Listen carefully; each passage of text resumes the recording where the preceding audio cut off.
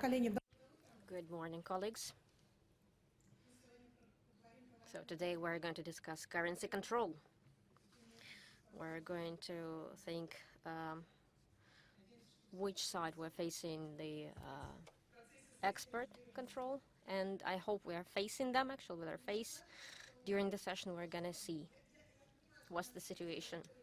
I understand that most probably the audience knows all the limitations and what we're going to speak about, but I guess it will be indicative to mention three main examples, three main cases that have been widely discussed in the public, and the values were very high there, and obviously they're not the only ones. They are linked with currency limitations. The first one is a sad story when you're taking out a loan in an Armenian bank for 170 million rubles, and then you get a penalty for 130. So here's the difference. The thing was that the money were credited on a foreign account, and the transaction itself was not allowed according to the law on currency control. Despite the fact that it was a citizen of the Russian Federation, he was a resident of Russian Federation, and he notified tax authorities about it. Situation number two is even more sad because the person was sanctioned. It took him a long time to try to get the money back to his account from the frozen account. The money were credited to a foreign account, and again he was penalized. He was penalized on the lowest penalty rate, about 30 million rubles penalty. And the case number three, we got faced with it quite recently when we were getting ready to the strategy of on export of services. According to the Ministry of Economic Development, one of the services are construction services, development services, and in the currency law, there are special regimes for them. For instance, a special regime on repatriation.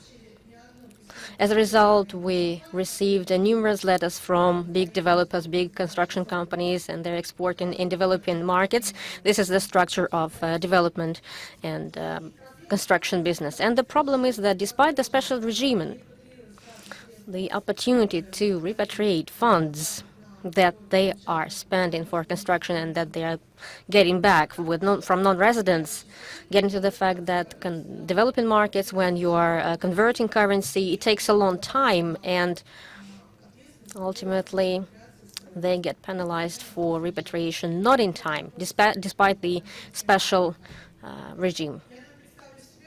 Let me introduce myself. My name is Antonina Levashenko. I am head of the Russian Center of Competences on OECD Standards Analysis. Why OECD? Because we don't have currency control there.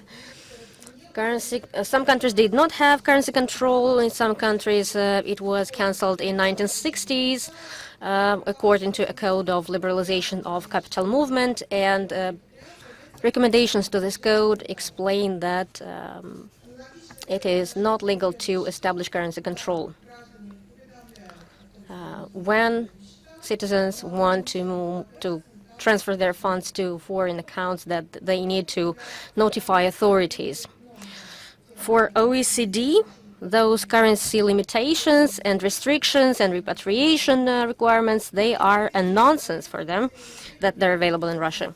But recently, there's been some positive movements thanks to the efforts of speakers and guests.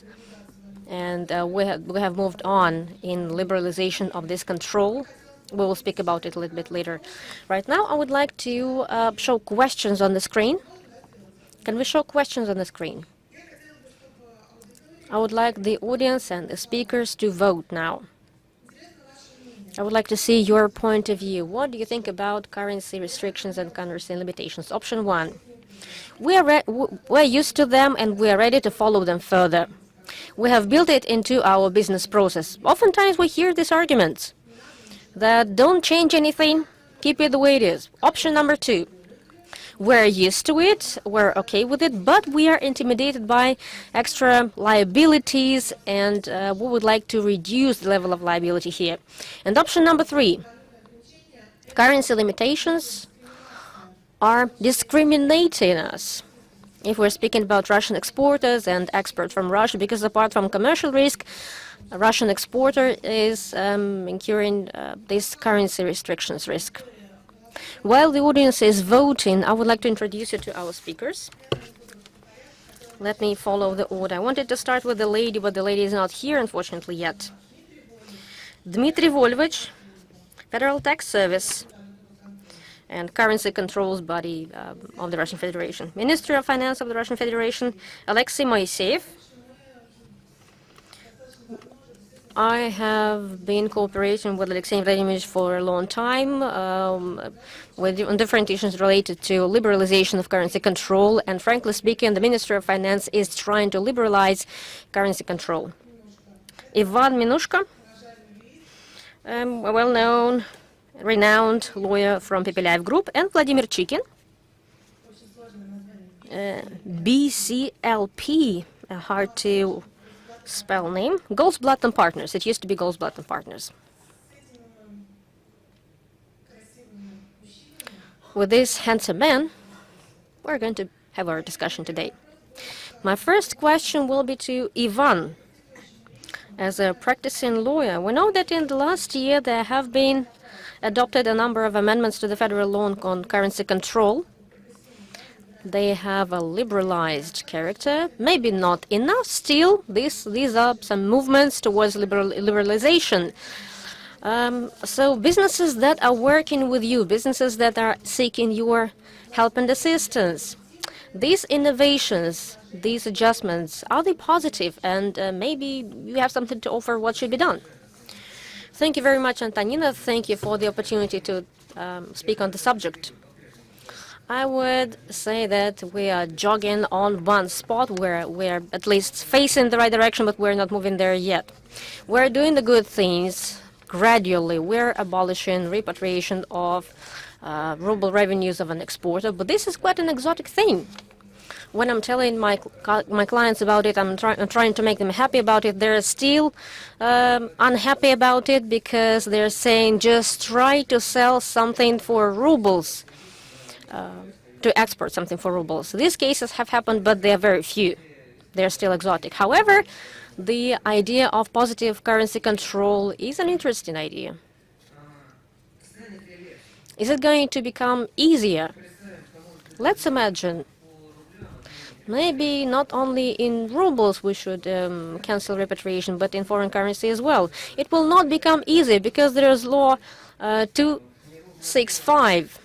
It has an inbuilt thing, Article 24, and it has Part 4. If you don't have repatriation on the 19th, then still you have to execute the contract in an according manner according to 24.1. This is why the law on currency regulation says, I am not a law on currency regulation, I'm gradually relieving repatriation, but still you will fulfill the contracts. You still will do it. So this is a strange structure which says that business, you're pathetic, you cannot do revenue. If you do not have parents in the face of the government, then you will not do anything good. And we are here to force you to execute the contracts. So there's such a sensation that in this model, repatriation is going to be repainted. It will cease to be called repatriation, but exporters and importers are liable before the state for any failure, any economic failure. Maybe I'm misunderstanding the structure. Still, the sensation is like that. And we understand that it was a Russian financial supervisory body, Rosfinnadzor, but now no jokes anymore. Federal tax service people are good at their work. There is a norm, there is a law, and it will be fulfilled. They will make it happen. So we see that the flow is the flow of penalties is very high. Situations are different. Some of them are weird. And on the one hand, you see that an exporter sells something apart from commodities. He needs to be praised for that. But in most cases, he is not praised. He gets penalties in order to export something. Some people buy biotechnology. They build a plant, a manufacturing site, and it was reviewed, it was supervised by authorities, and then they're selling something. But the author of the technology, they're quarreling with him, and he says that I'm not gonna sign the act. What does it mean? It means there's no repatriation. And Moscow government says if you don't have the act, then your services cannot be sold, and your penalty is not 100% just because we're kind to you, but only 75%, and there's nothing to do about it. For currency regulation, I wanted to remind you that the current law does not give anything. Currency regulation is protection of national currency.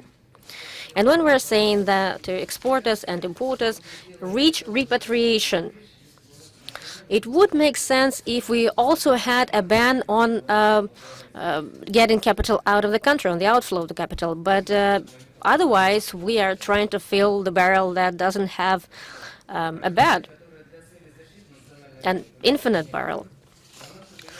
Unfortunately, this rule is not neutral for import and export, because current rules for repatriation are harmful. First, there is a big penalty for commercial failure. So if something goes wrong with the commercial counterparty, he will not be penalized.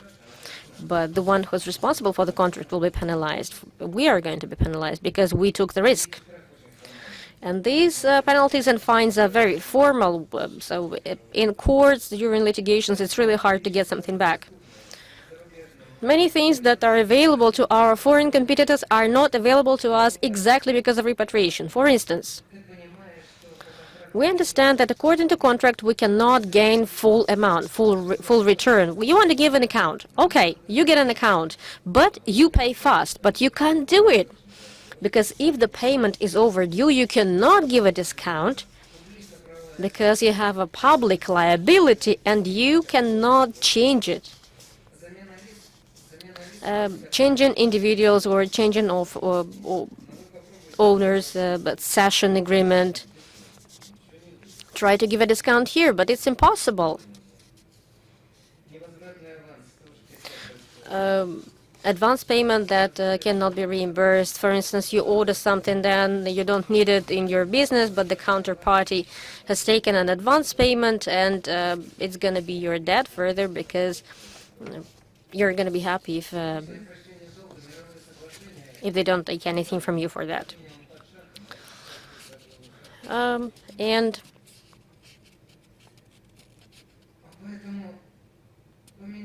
so there are some changes. Yes, there have happened some changes, but what we're looking forward to, draft law. The draft law has gone through the first reading on reducing penalties by 30% for professional participants of external economic activity to 3 to 5%.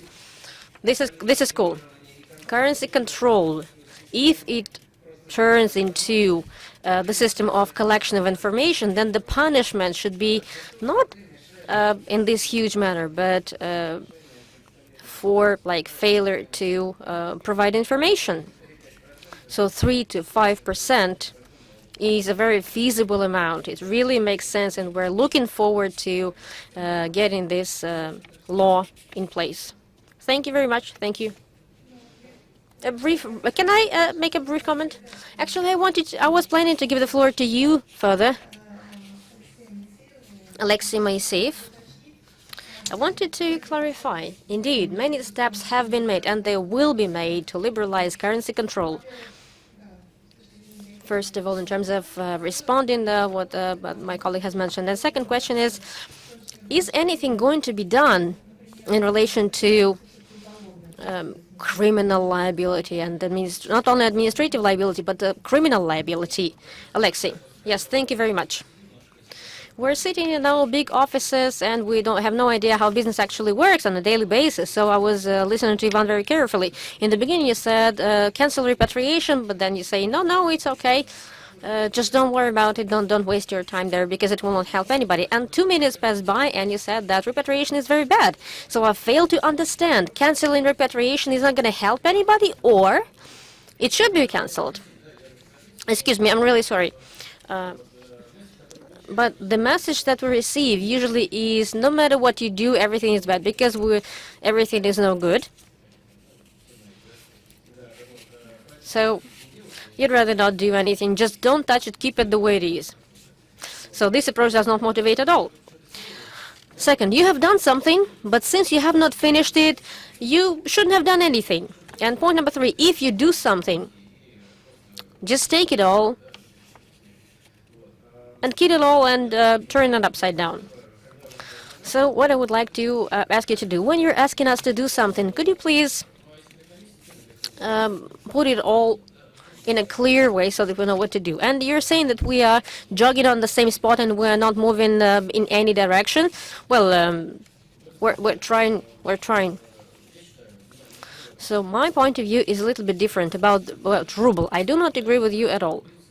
I know that business doesn't want to promote ruble.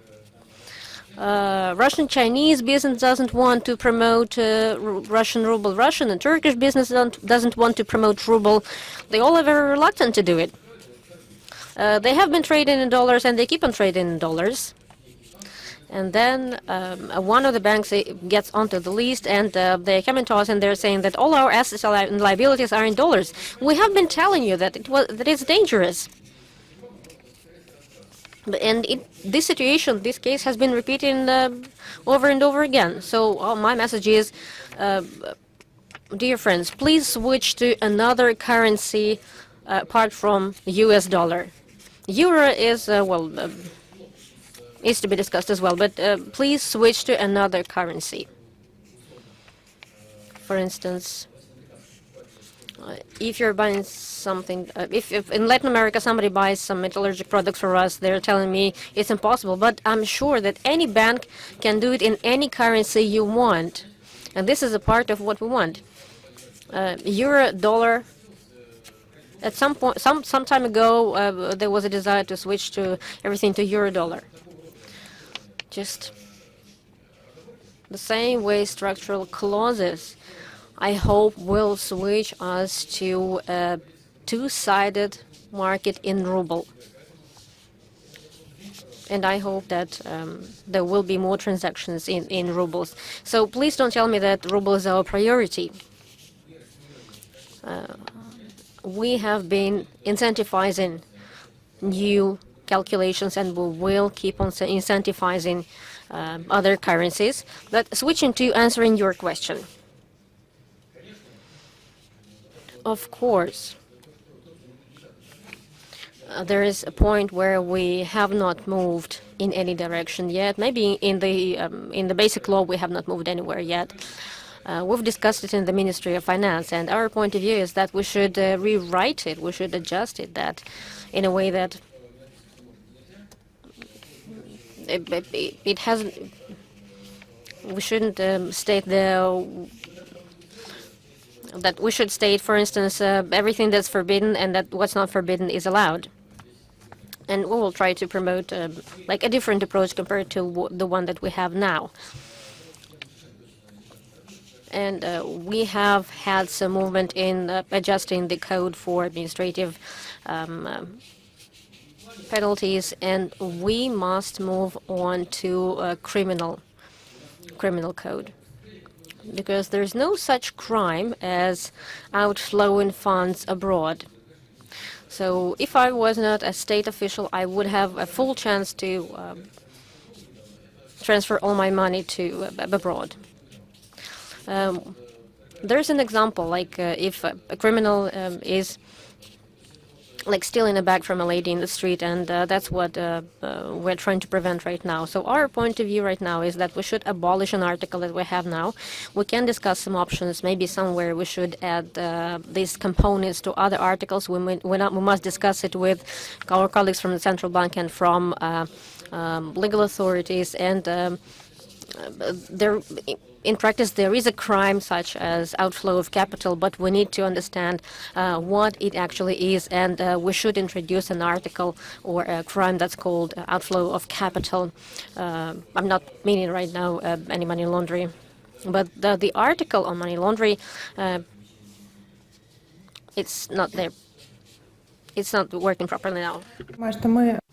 So do you understand it right, that we're speaking about Article 93 of the Criminal Code? Yes, and Article 93 Prima. You know how it appeared. It was the requirement because we had to fight against a fake tax declaration, and there are many other articles in our Criminal Code. So maybe we should amend them and add them, for example, including the Article 327 for fake documents and for money laundering.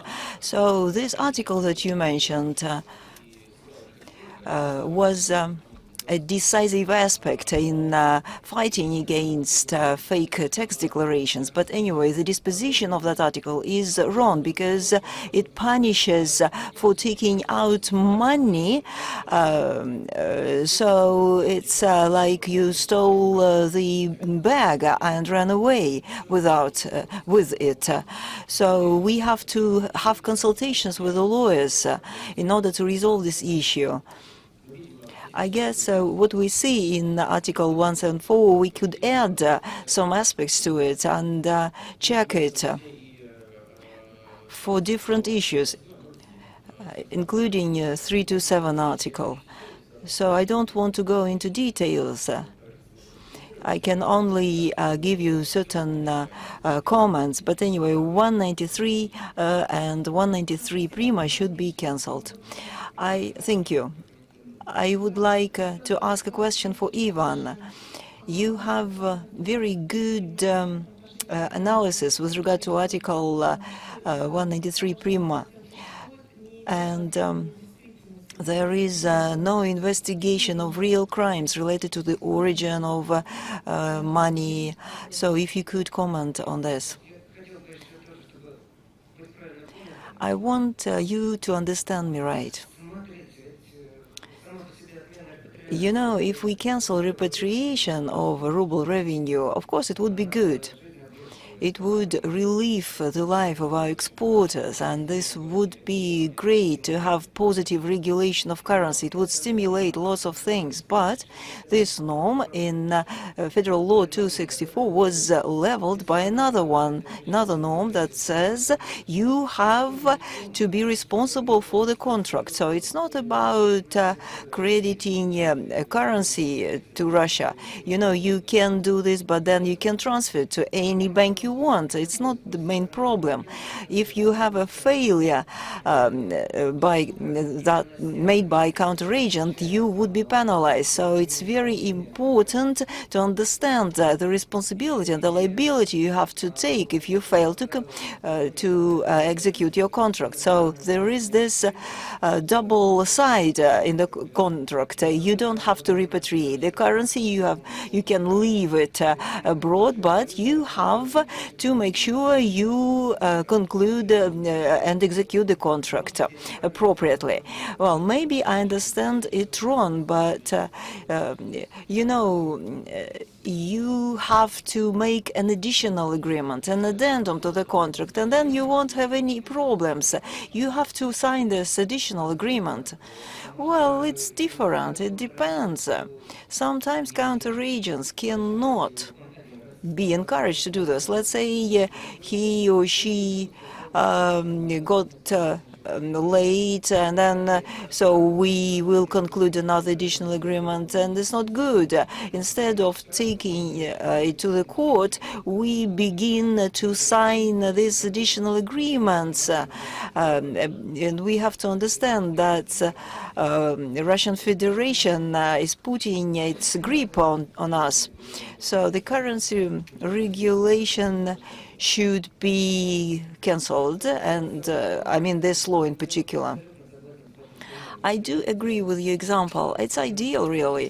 193 and 193.1, it's really a punishment if you run away with a bag, even though it's just some outer sign of the theft.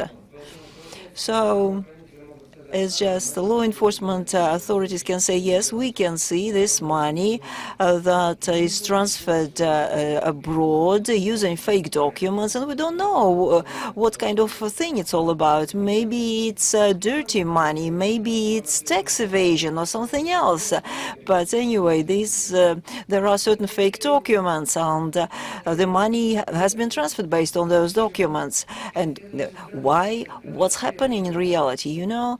Sometimes the door is open, so we can see this door, and somebody is going through the door, somebody is trying to avoid this door, and we punish those people. So just because the people want to walk around this door, and that's why we punish them. So maybe this article should be clarified because it's not only about fake documents, but let's take a person who took his money out because this person just didn't know much about legislation, because, you know, it can happen by mistake due to ignorance. We carried out our analysis with regard to criminal cases according to Article 193 and 193.1. Let's say there were 6 batches of wood was provided, and the next one was not paid for. So the accountant acknowledged, yes, we set up a group of people in order to leave the currency abroad. You know, it sounds really weird. I don't think it's a good example. Actually, wood has been excluded from this list. And you can use any kind of examples, the nested dolls, matryoshkas, or rockets. But anyway, let's take this wood. This accountant was arrested, and nobody cared about what happened in reality. In fact, you mentioned something that I'm scared about. Sorry if I took this moderator's role onto myself. But anyway, what do we see when these economic crimes were decriminalized? It was sometimes it brought adverse consequences, much worse consequences. And in this regard,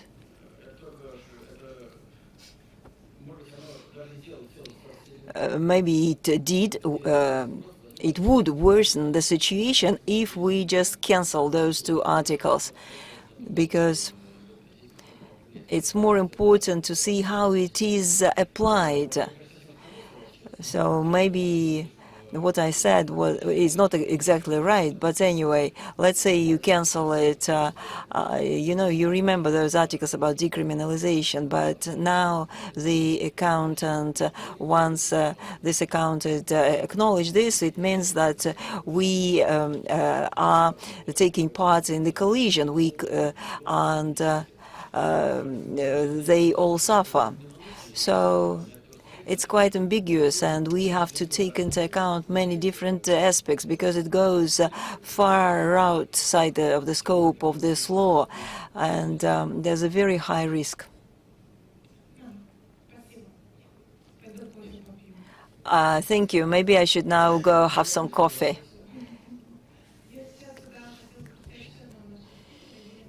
I would like to introduce our next speaker, Elena Shakina from the Bank of Russia. Thank you for joining us. We have been working for a long time. We now working with main actors of currency control and currency regulation. So we hear different counter arguments. about currency control. So I would like to know your position with regard to the laws that have been adopted and those laws that will be adopted in the future. And maybe some comments with regard to Alexei and our other speakers' comments. We stand for peace. So what we see now in currency legislation and liberalization in particular, we try to strike the balance and take into account the message and the interests of the state. So the law that has been adopted will be effective in January next year, so it will give some relief to business. And we are looking forward to more changes, because only one part of changes has been mentioned, decreasing the penalty for non-repatriation. So those norms also envisage low liability for non-providing documents of the bank. So when we reviewed this relief of liability, the proposal was made by the Bank of Russia in order to have certain things that have to be considered and taken into account. But anyway, if you fail to provide certain documents, you won't be liable. And we understand that it's very important to provide the documents within 90 days, and the trends that are being seen and being discussed in terms of Russian export and the documents, we realize that it would go towards simplification of terms for business. So we do support the regulations with regard to decrease of administrative liability, and beginning with the 20th, we will focus on administration on client banks in order to monitor the contracts, and we are very positive about it. Thank you. So you mentioned one-shop window. It's good, but I'm afraid it's not just one-shop window. You know, I just can say that if we take a look at the UN standards or European standards, it could be really a one-shop window. But this in Russian Export Center, they have a different model.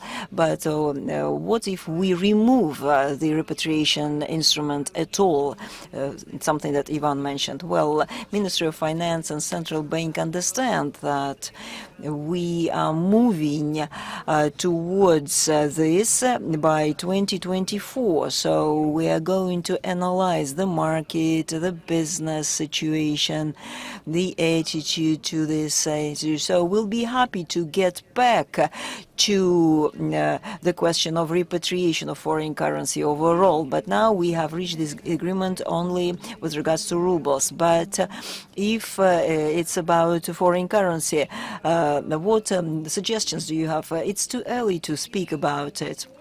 We are trying to take a careful approach. We are now doing this work only with regard to rubles, trying to pursue the goal of improving the solvency of our currency and to use rubles more in settlements. So we stimulate business to operate rubles more, yes. If we analyze the changes that will be introduced soon, the penalty for non-repatriation on ruble contracts will still have a certain percentage, like 3 to 10%, and 5 to 30% in the second case. What about the limitations in foreign accounts? Maybe these limitations could be removed. Overall, we shouldn't control what money has been transferred and what operations and transactions were carried out. Maybe we should just let it go. We have notifications about foreign accounts. We have automatic exchange of information. Do you see any prospects of this? Well, I hope my colleague will support me with regard to foreign accounts, but we are taking proactive steps for physical persons. So the law that relieves repatriation for rubles has already been discussed, and there is a big relief. So the exporters that are going to have transactions in rubles would be able to transfer their money on their accounts abroad. So we have to analyze the situation. We have a quite smooth flow in this regard. So I hope that it will be easier for us. Anyway, there's a trend towards liberalization for physical persons, at least. What about free flow of capital from the central bank point of view? Do we have it? Yes, we do. The freedom of capital repatriation and liberation, this repatriation is the restraint. We don't see it this way because we don't make any restrictions on money flows. The money is all yours, always. But it's not always like that. You should have it. Okay, thank you. Now let's move on to Dmitry, Federal Tax Authority. So you had a presentation, as far as I know. Yes, I have a short presentation. May I ask you a question before you start giving your presentation? And then if you realize that you have an answer, we can start your presentation. So, as it's been mentioned, all the restrictions with non-residents those that are residents of OECD countries wouldn't have any restrictions on their accounts. And there's also some aspects related to exchange information, and there'll be 36 or 37 countries, 92 countries, but those are the countries that we sign an agreement about automatic exchange. But does it mean that we'll have 92 countries that won't have any limitations? We have to treat it and to interpret it more broadly, because when we provided our proposal, we tried to make it as wide as possible and include all the countries that want to exchange information with us. So we have 92 countries for automatic information exchange. It means that we'll have 92 countries, right? Yes. Those countries that are willing to provide information, if they have the accounts in this country, we shouldn't have any restraints. And it's not only about reporting, but also all sorts of restraints related to the operations. Actually, it was thanks to you that we got together here and discussed currency control, because it's great that you're taking these efforts, because this Article 177 1973 became one of the most important law that is widely discussed. And yeah, we, like the prince from that fairy tale, we kissed it, yes, and it came alive, came into being. Yes, that's what we can do.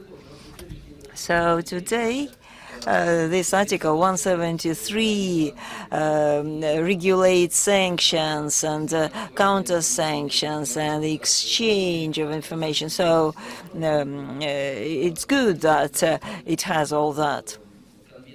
One more comment related to OECD convention.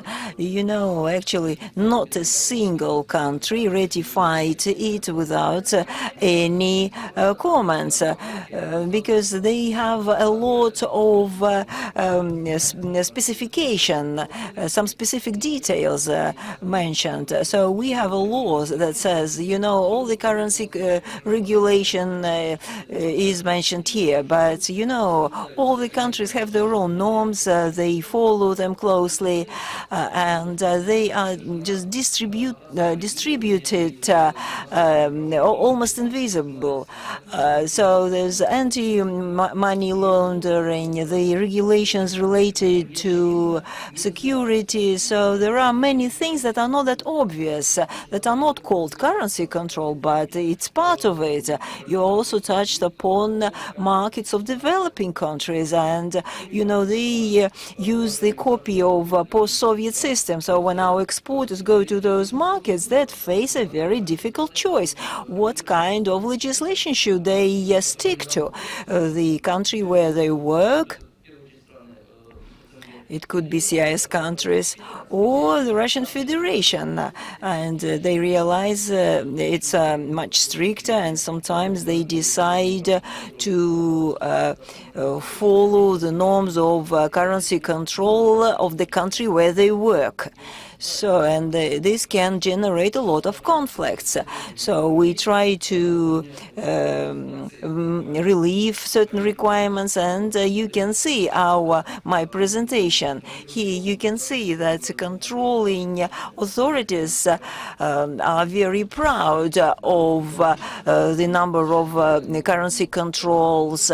And yes, we are proud of this, because we never really had, you know, those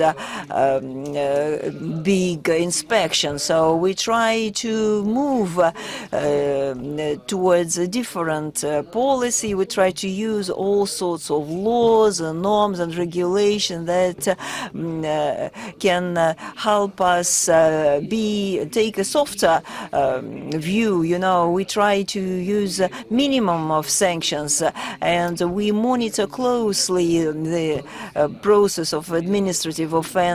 And you know, for example, the counter agent can fail you, and so you have to provide the proof. So then it's this counter agent is not guilty, even if there is administrative procedure. It means that they shouldn't be sued, so it should be cancelled, because you know, this has to be investigated. So yes, either we conclude another contract, or we just try to investigate it. Otherwise, you're relieved from liability, because you are proving that you did not play any games with your counterparty when, like, if you really had a litigation with him, if you really were trying to find the truth and you had the litigation, then according to Russian legislation, you will not be penalized, and there is no offense in the Russian Federation. And we're watching it closely in Russian Federation, and the level of document quality is really high here, and documents that we have shown in courts and that Federal Tax Service receives during investigations, the quality of documents is quite high. So what I wanted to say, what I wanted to emphasize is that we're not only taking part in the policy when all the legislative initiatives are being discussed with us, and my colleagues will prove that every legislative initiative, when we receive it, we are always in favor, and very often we're authors, very often we are in favor of different ideas, and I believe that we've done a right thing doing so. You remember well, we promised that we will abolish reporting on accounts, and then I voiced it, and then there were different quotes, and mass media were taking my quotes, and I was like getting scared, like what if they don't cancel it? But they did cancel it, and they did abolish it, and now I'm really happy about it, and now we're getting ready to the second cycle of information exchange, and we're going to have more countries in there in this information exchange, and legislatures are supporting us here, and we are canceling reporting on these diplomatic accounts, and it's already in the law, and this is really great. What I wanted to pay attention to, what I wanted to emphasize here for those who are watching currency legislation, in currency law, we have a reference to the list of countries with which we are exchanging information. We have been publishing this list of countries in the tax code, but it's clear that lists of countries are going to be identical, and now we're going to duplicate it on our website in currency control tab. Please have a look into it. Please watch it. We're going to make a new release soon, and the number of countries might expand, or the list might, in theory, contract. For instance, a country provides a low quality of information, we exclude it from the list, so please watch the list closely. It means that the accounts that were opened in an accounts of this country in the new year, this country is not on the list, and our residents will have to think whether they really have an advantage or benefit of having accounts in that country that's not on the list anymore. What else should be emphasized is that the legislator has expanded the notion of financial institutions. The definition has become wider. It was expanded, and it also is good. Also wanted to comment one more thing. We have already started discussing it. Those vocal cases. You have mentioned notorious cases. None of the participants of these notorious cases enjoyed the right that was given to him by the legislator. And the legislator has granted the right to everybody for tax amnesty. For some reason, all the notorious cases you have mentioned, I'm aware of all these cases. I spoke to all these people, and none of the participants of all these cases submitted an application for an amnesty. They just were not aware of it. And the special declaration relieves all the claims on any problems, on any troubles on currency limitations and currency restrictions. And so they were telling, our consultants did not recommend it to us, or they said they recommended not to do it. So there is a complex of measures that allows to avoid some harsh liabilities. There are harsh liabilities indeed right now, but they're being liberalized, and there is a chance to avoid even them right now if residents, private individuals, and legal entities, if they enjoy this abundance of opportunities to avoid these liabilities for some misconduct, for some offenses, or for some actions they make. They will have a chance to take part in tax amnesty anyway, and you can file a declaration on a voluntary basis. You're welcome to do it, and I'm sure it will impact the landscape significantly in a positive manner. And we're always on the side of the taxpayer. We're always on the side of our Russian resident.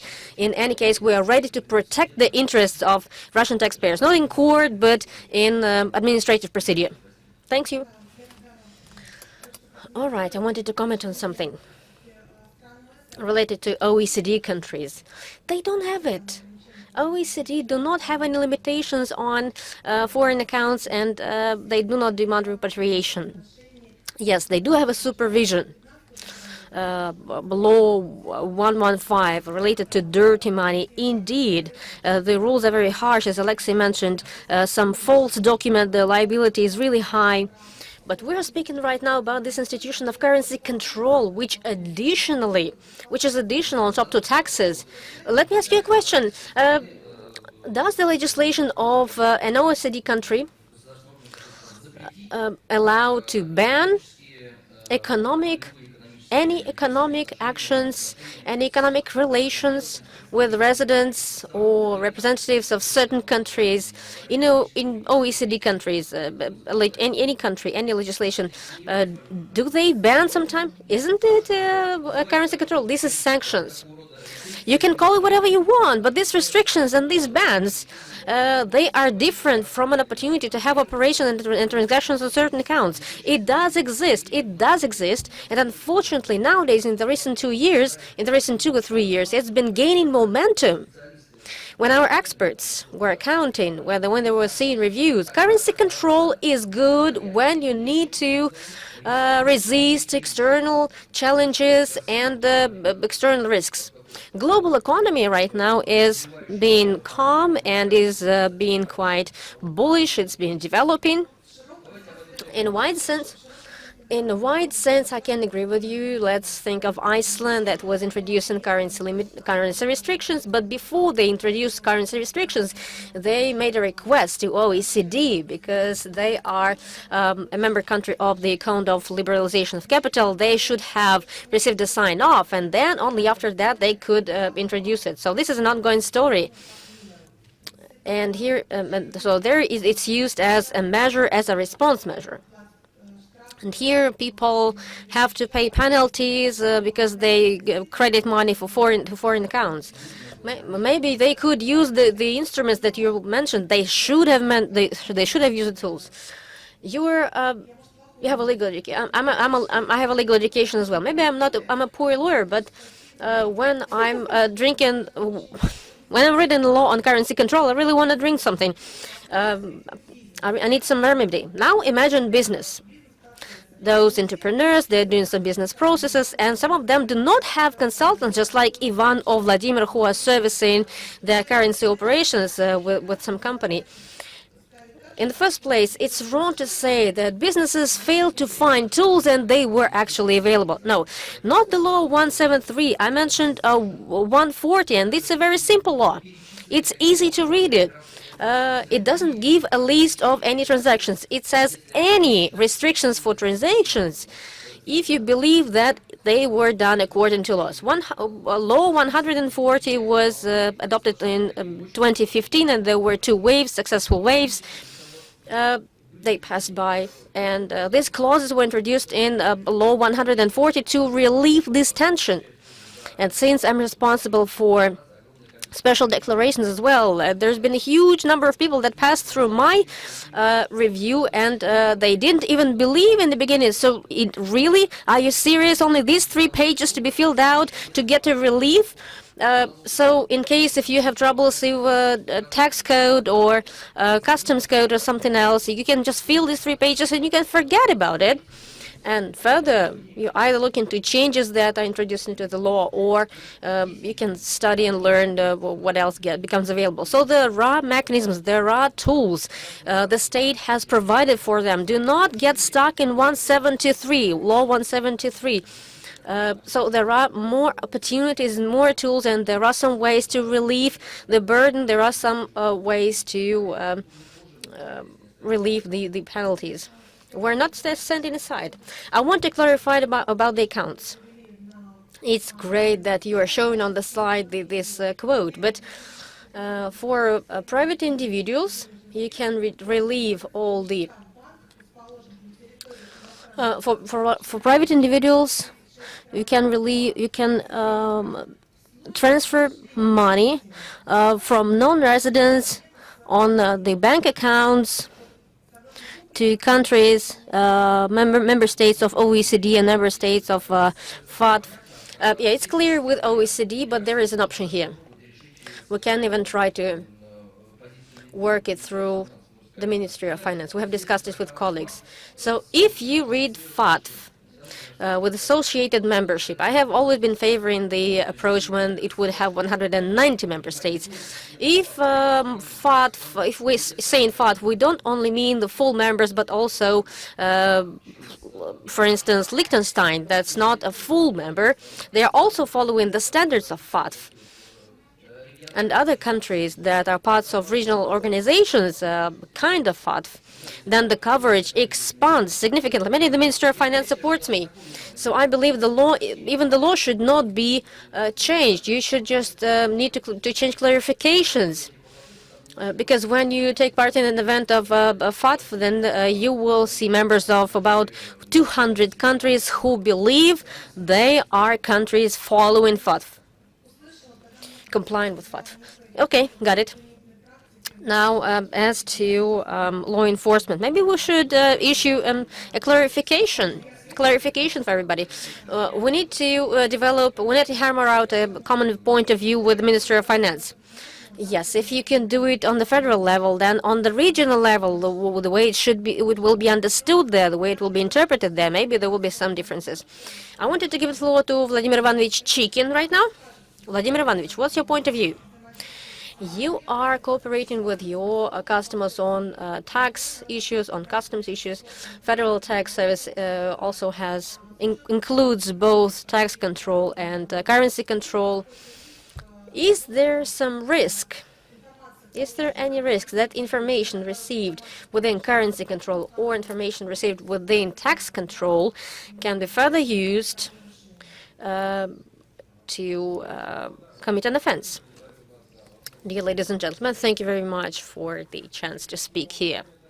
I'm failing to understand one thing. Why do you call me Vladimir Ivanovich? I'm feeling weird about that. Thank you very much for using my patronymic. Yeah, you can even contract my patronymic. Would sound more cozy. In case if, while exchanging information or while executing control, we reveal that there were some currency-related offenses, then as soon as the state authority that reveals it must report it to another authority for an investigation. Otherwise, we are hiding a crime. I am a state authority. I come across an offense. Maybe you should keep the microphone closer. Okay, this way. So if a state authority reveals a crime, then obviously it should report it. They should take measures to prevent an offense or to punish those guilty, the hold liable. As a result of tax audit, for instance, we reveal that according to an external trade contract, a Russian resident was receiving services from a non-resident. Let it be a group of people, non-residents. And within a tax audit, it was revealed that these services were not provided actually. Maybe there are not enough reports, maybe the essence of these services was not described. What should we recommend to the customer, to the resident customer in this case? Like, should we say, don't worry, currency control is not going to hold you liable? And if we quote the act of tax check, tax audit, according to article number 2, the tax offense is confirmed to be committed if the resident was consciously committing this offense and was realizing it was an offense. So you need to prove that it was deliberate.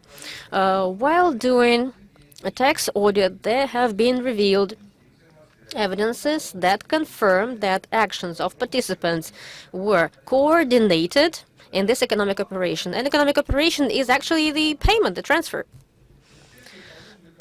As a result of the audit, we receive evidences that prove that they were taken offensive actions to reduce the amount of taxes to the budget system of the Russian Federation.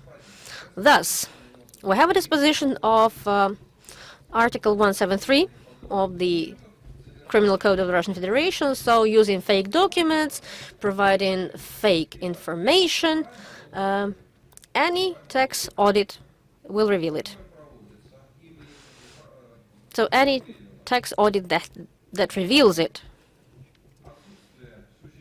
that there is no essence of the services provided, that it has not been proved, has a right to, and I even think that it must lead to the point that private individuals, I mean leaders of this legal entity, are at high risk of have been held liable of Article 173 of the Criminal Code of the Russian Federation.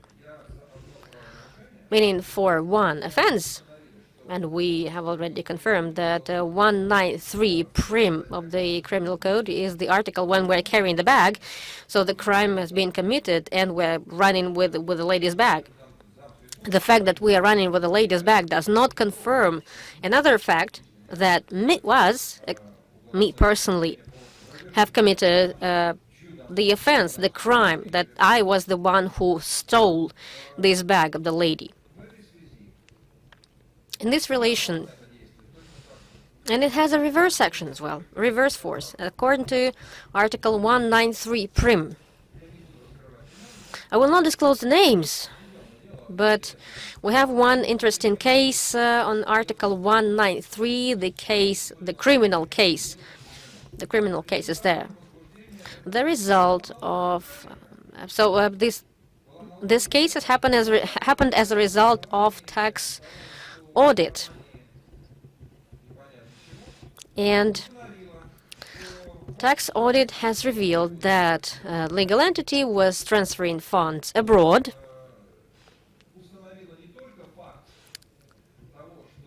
The tax audit revealed not only the fact that the funds were transferred and the documents were fake.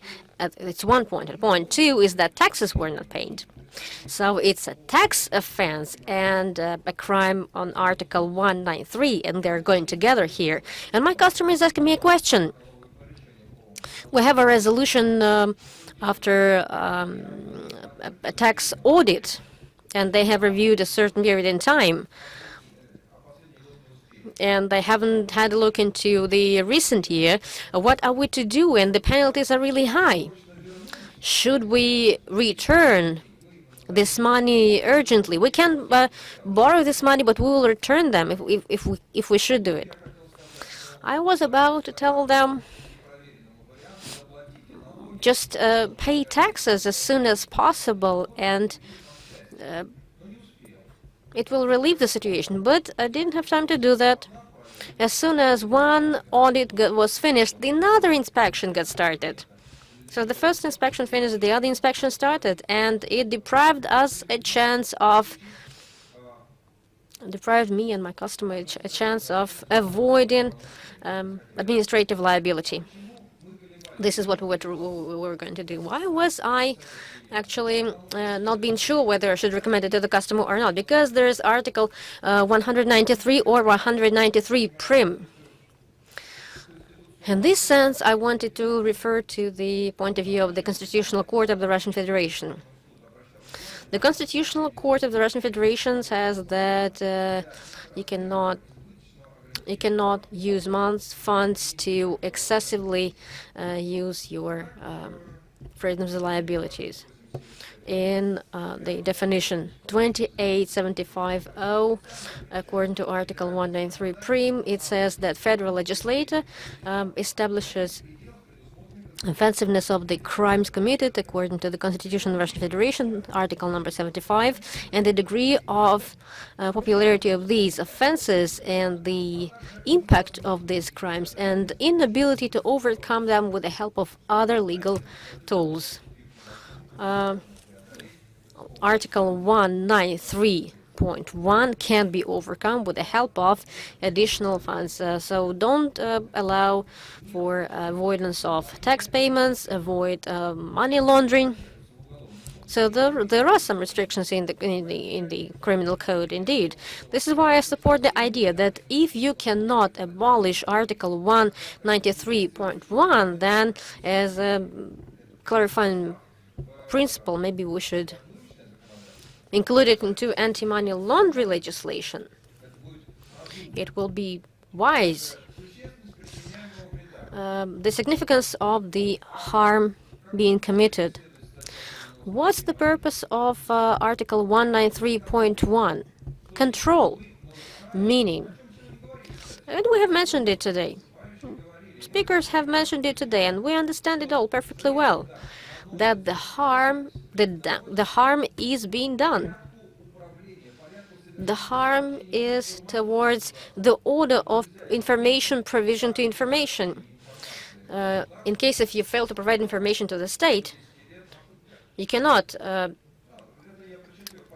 imprison a person for 10 years. It's a heavy crime. So I'm providing the wrong information. Maybe I've done a wrong thing for providing the wrong information, but there are other articles of the criminal code that can help you hold me liable. There are also other articles in the criminal code that can be applied in cases that are subject to Article 193.1 of the Criminal Code of the Russian Federation. Why do we duplicate it? I have heard it. A perfect combination of crimes, or real combination of crimes. The perfect and the real, the ideal and the real, they are created by criminals. The criminal, with his actions, with his offenses, or failure to act, creates this combination. The real combination is when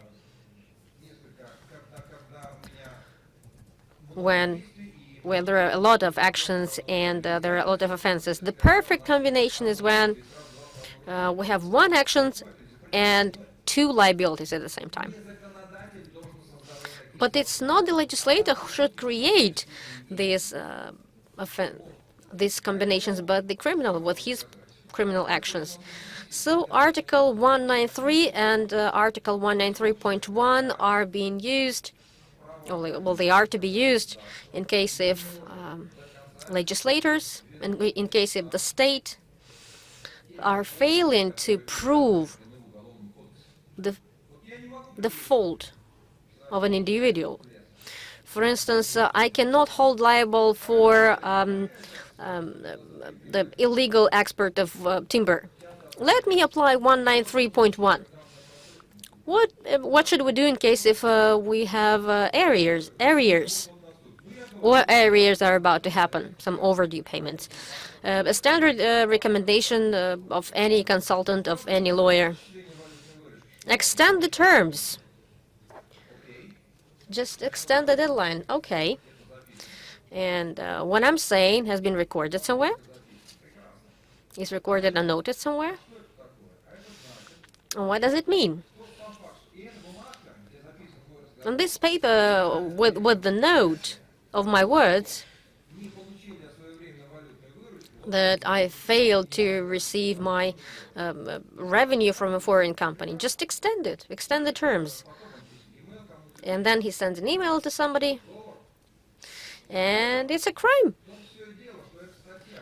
And it's an article already. It's a criminal article. So let's say I'm given a recommendation, but I'm never given this recommendation. And it sounds all like a conspiration. If we're worrying about a legal entity, then think about it. A legal entity is held liable of administrative offense in case if it's confirmed that they had a chance to avoid committing this offense. But he didn't take all actions, all measures possible to follow the rules. So he failed to comply, despite the fact that he had a chance to comply. So advice number one is never to extend the terms, but go to court, file a lawsuit, just to demonstrate to the tax services or to currency services, so customs service or to tax service, that just prove that you have done everything possible to stay compliant to credit months. So this is my practical advice, and I think it sounds quite reasonable. You know, you mentioned you can extend it as much as you want, but that will be part of the crime. It can be considered a crime. So yes, I have said it publicly. I can say it twice. So now we are in collusion. Yeah, now we are in collusion, and but I have to say it publicly that I'm not taking part in this collusion. You know, this advice might have worked some time ago, but it is no longer working. It won't work, criminally speaking. So when it is abandoned both Article 193 and 193.1. So we would welcome it, because it complies with Constitution.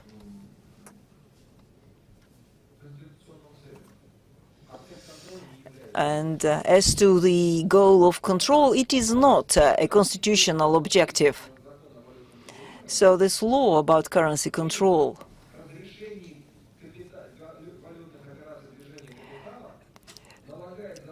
allows for currency transactions, but it will put a lot of limitations on current currency operations, I mean.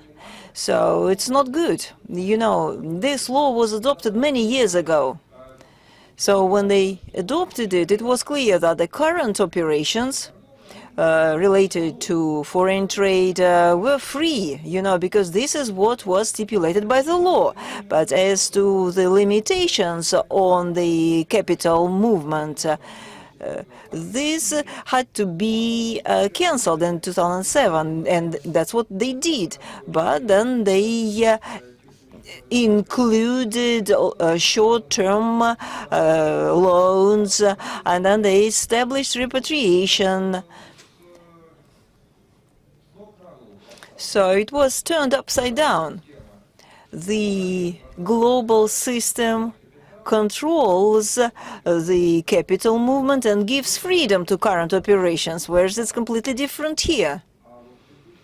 We do impose a lot of restraints on the current operations. So that's why I suggest that Article 193 and 193.1 should be either cancelled or modified.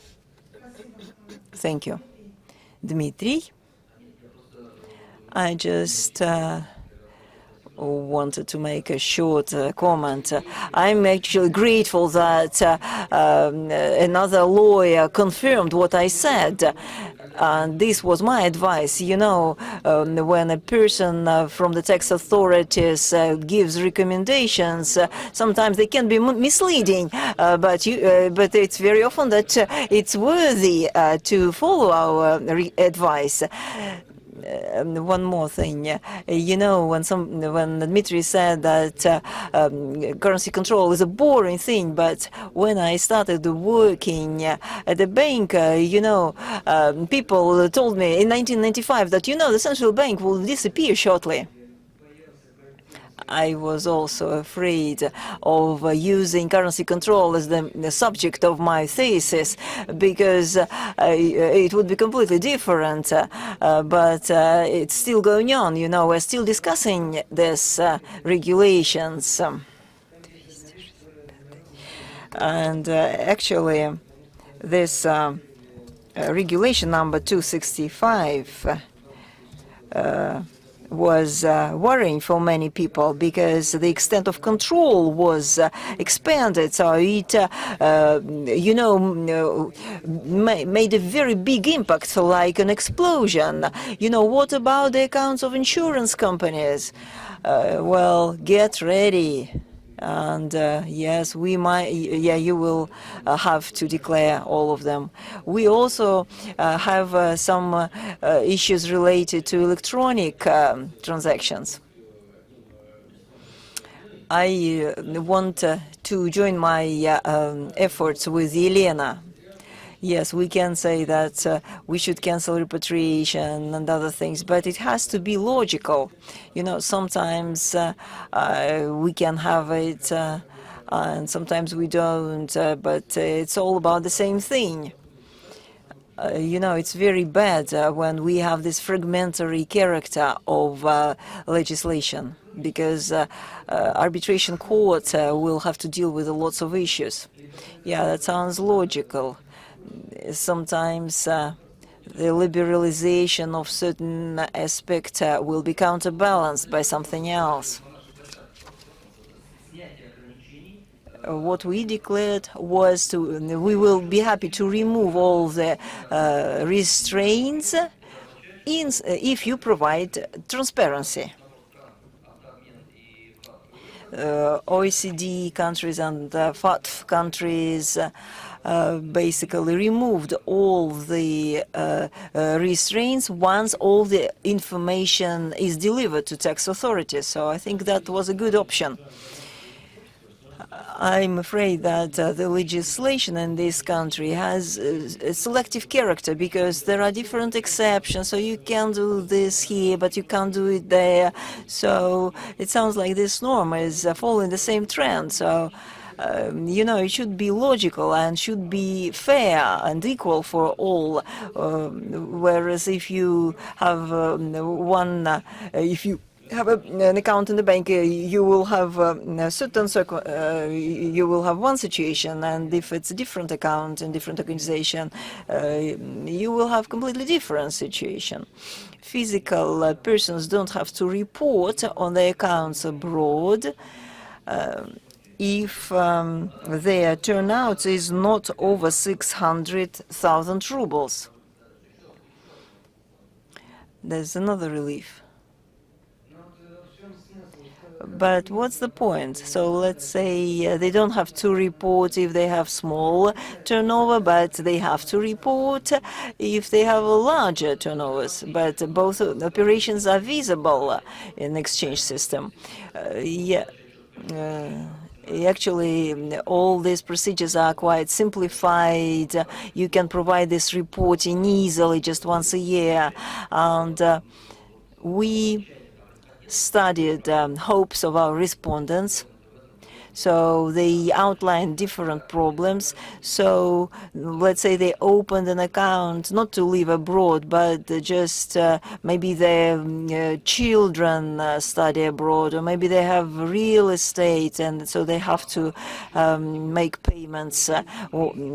So there's very low risk of using that account for the purpose of tax evasion or money laundering. So that's quite good approach, you know, to have some safe harbor. So they don't have to report, and it's regulated by legislation. Despite this automatic exchange, it would be more reliable to have a second channel of information for the large account holders so that they provided reporting, so that you could have one signal as a result of automatic exchange and the other one from the account holder.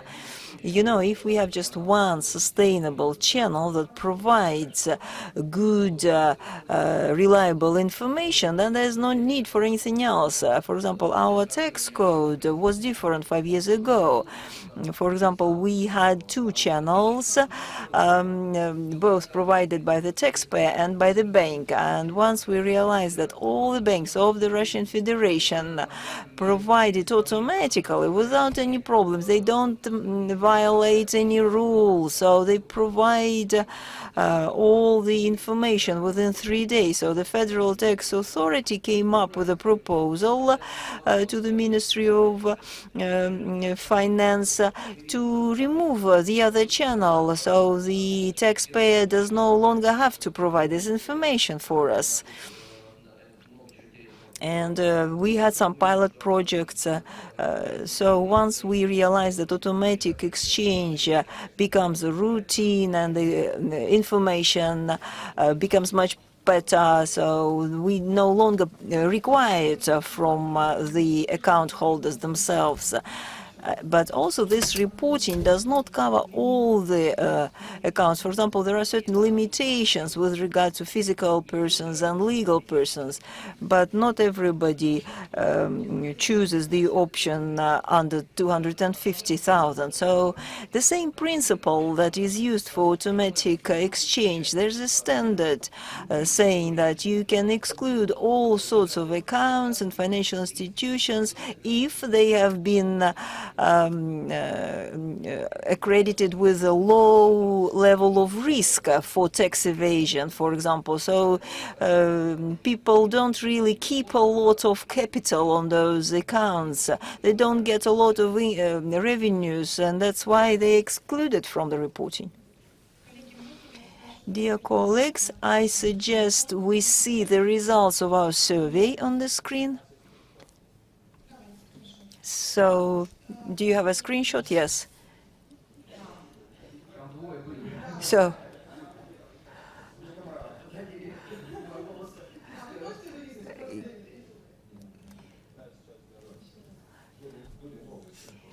I saw some new screenshots. It's only information from one person, whereas there were 22 votes. Was it you who voted for it?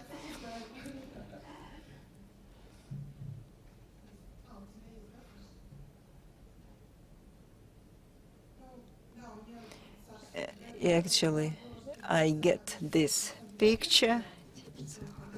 9.1% voted for the first option. And basically, it's about the same system. Then 22.2% supported the second option, that the liability should be lower, and 68.10 respondents said that yes, this is the discrimination. So, as a moderator, I just wanted to share my view on currency control. Would you let me? Has it changed? You actually already said it. Why do you ask me? Maybe you should ask Vladimir. Maybe maybe he'll let you do it.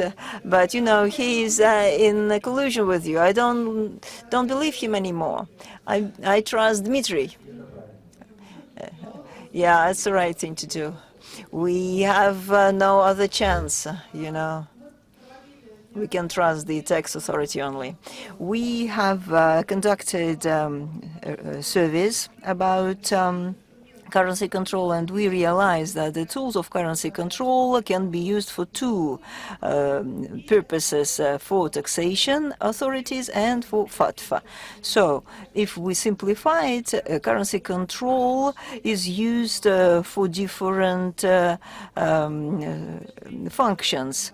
So from the international standards point of view and from the goals that we face to improve export, to improve the business climate, we should cancel federal law on currency control, including repatriation, both in rubles and overall.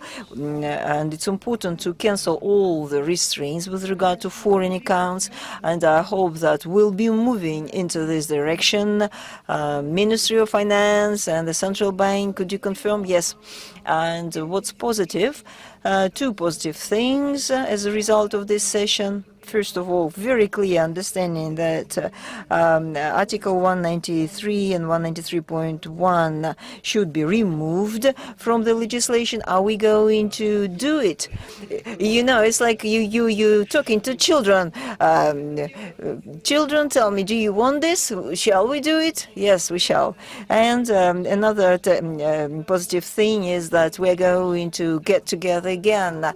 My child asked me, Mom, you're going to moderate the session. It's going to be about OECD or currency control? Maybe about cryptocurrency. That's what we should do next time. Yeah, we'll see. Yeah, we should add something about cryptocurrencies in our Article 173.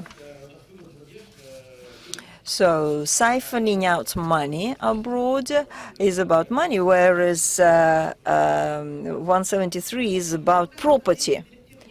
You know, there's a directive of EU and US has already established requirements for FATFA, and they regulate cryptocurrency. And now, as to automatic exchange for cryptocurrency and cryptocurrency accounts is not yet provided. So, and the same is true about electronic accounts, which will probably come into being in the future. So, thank you very much for taking part in this session, dear colleagues, and I hope to see you again. Thank you very much.